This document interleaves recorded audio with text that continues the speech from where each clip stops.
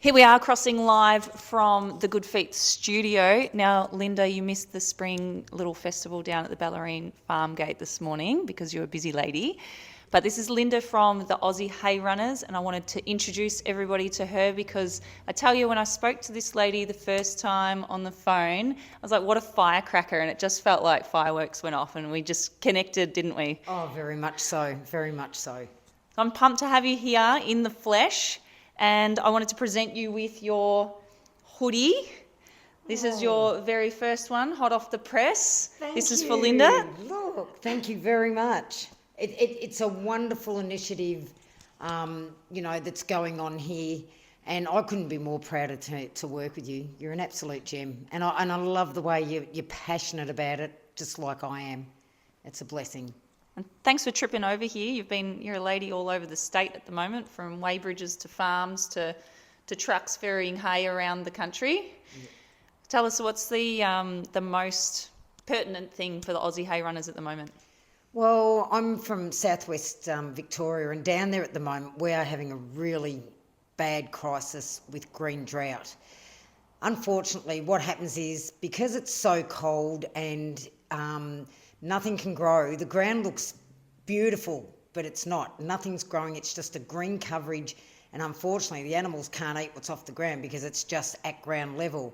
So the farmers in the southwest and everywhere else are really doing it quite hard, because hay is almost non-existent in Victoria. It's getting that way in New South Wales, so we are very lucky to be carting a lot out of Queensland at the moment. But we had a fabulous farmer in Collarenebri that gave us a couple of thousand big squares of oat and hay, which we have taken 50 loads into southwest Victoria. But hay costs a fair amount of money, so we rely totally on donations. So the more things we can get out there with people to help us with donations to get our farmers back on their feet, because they really are on their knees at the moment. And without, people like myself and Larissa that are passionate about trying to help them get themselves over this, and their mental health is absolutely through the roof as well, because they don't know when the next truckload of good quality hay is coming.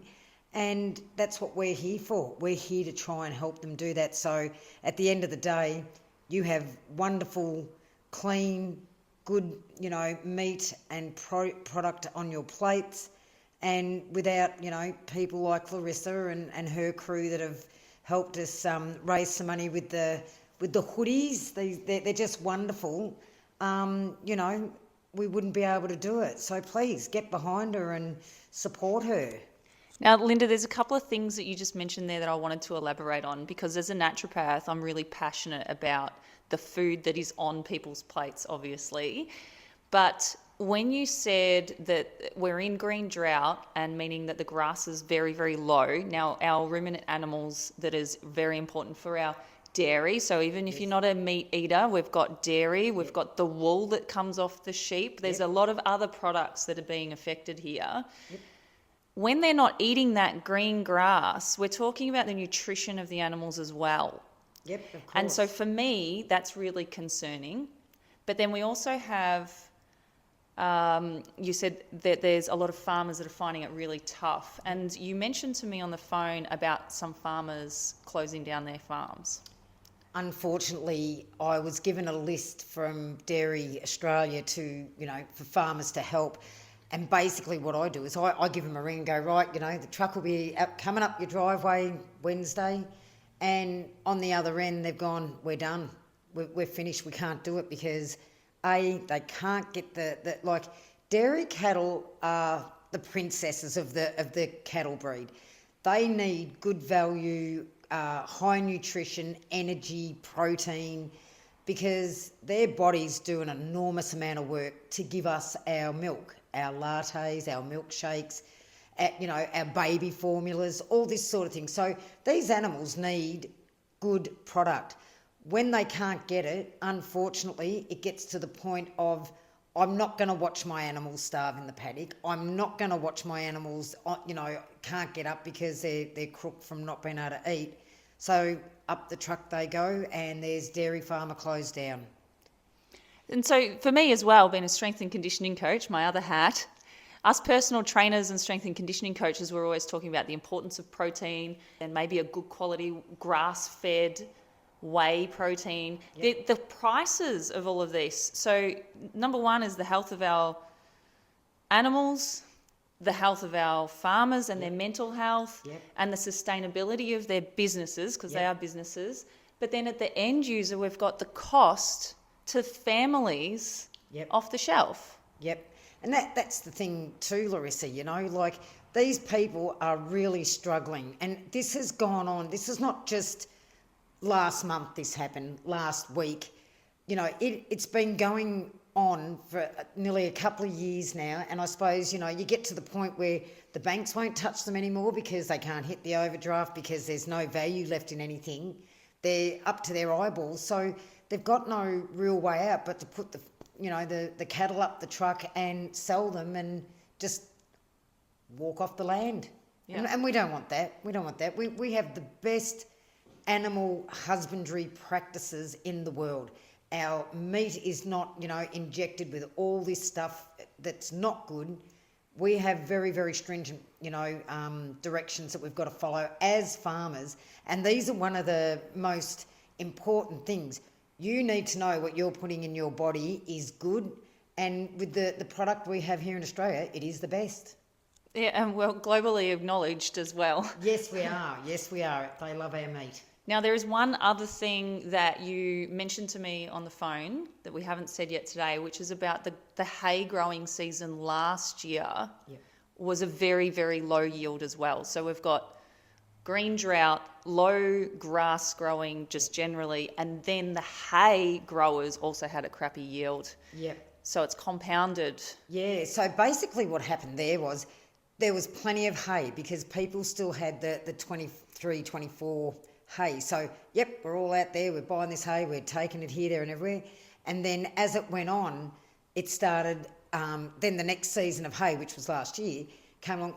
They weren't even getting a quarter. So if someone was getting 3,000 bales, they were like, some of them were getting 200 and 300 bales. So basically all the supply, because there was such a huge demand, the supply was just too great. So everybody starts going into New South Wales. And then, because hay didn't sort of go through the roof, it was like the last 3 or 4 months where, you know, you want some good lucerne, you're going to pay $500 a tonne. Well, let's be realistic. With everything these poor farmers have been through, who's got $500 a tonne for, you know... Pay through the nose for it. Yeah, to try and keep their animals going. You know, like, we're trying to be realistic here. These people need help. They need help now, and... You know, we can't afford to buy them $500 hay, but we can certainly buy them rounds of oaten or, you know, what have you, just to get them through until this year starts. But I have been told it's not going to be the greatest year either because they haven't, they've had the rain, but they haven't had the sunshine. Then they've had the sunshine and not enough rain. So each area of growth is really differing. So at this point in time, it's just a wait and see, like... You know, it may come good like a great spring and bang, we're going to have thousands and thousands of bales. This area, particularly the Geelong area or say the greater Geelong area, we were very fortunate last year. We had a lot of people, farmers just out further, donate a lot of hay to us, and that was absolutely wonderful, you know, and that was this area. So, you know, we're very proud of them for that, and thank you guys, you know, so... And hopefully we've got some more coming back to the area with our hoodie sales. Yes, so that was the thing I was made more and more aware because, as I said, the nutrition on our plates, and then it goes further to that for me, which is the people who's behind the food that goes on our plates. And we should go to the farmers markets, get our families more direct to those farm gates and actually talk to them about it. Because when you start talking to them about it, you find out the real story of what's happening with our food. You start to understand why our prices are going up, and you can start to make decisions that actually helps get that money directly back to the farmers, the growers, the producers, because it's not just about farming meat, it's about all of the products that come from the whole ecosystem of farming. Yeah. So that's what I decided to do. I was like, what am I going to do? Give Linda $1,000 how many hay bales is that going to get? Like Maybe. 2 cows fed for a Yeah. couple of weeks. Yeah. And so I thought, well, that's not good enough, Larissa. I really wanted to put some energy behind it. So let's wear our hoodies with pride, and get those hoodies starting conversations in our communities. Like, why the hell are you wearing Wally? What is Wally on your jumper all about? What's this about fleecing the sheep and not the farmers? Because the farmers are feeling pretty fleeced by what's going on at the moment. Yep. And And it's sad because, you know, these are the people that keep us alive. These are the people that, you know, it's not a job. This is what we must all understand. Dairy farmers, beef farmers, it's a lifestyle that they work their whole life around. Like, it's not like, you know, the majority of us go to work at 6 and you're home at 4. No. Their job can start at 5 o'clock in the morning and they're still going at 10 at night. Or if they've got an animal down, they're out there, you know. Rain, hail or shine. Yeah, exactly. You know, so it's about time. Let's get behind Larissa and her campaign. You know, we can do a lovely thing that if we raise some funds, let's find a farmer here and we'll keep the money in the greater Geelong area and cart some hay out of here. Like, everybody can help in some small way. And if you know, go out and get one of her beautiful hoodies and, like she says, make a speaking piece about it. You know, a farmer may see you and go, oh, wow, where'd you get that? You can tell them. You know, support Larissa. She's doing a beautiful job. great. Well, there you have it. Finally, we have Linda from the Aussie Hay Runners having a chat, and we'll see more of her at our Spring Fling for Farmers that we're holding in October the 19th. And we look forward to seeing more of you then. Yeah, you too, girlfriend. Thanks, everybody. Bye-bye.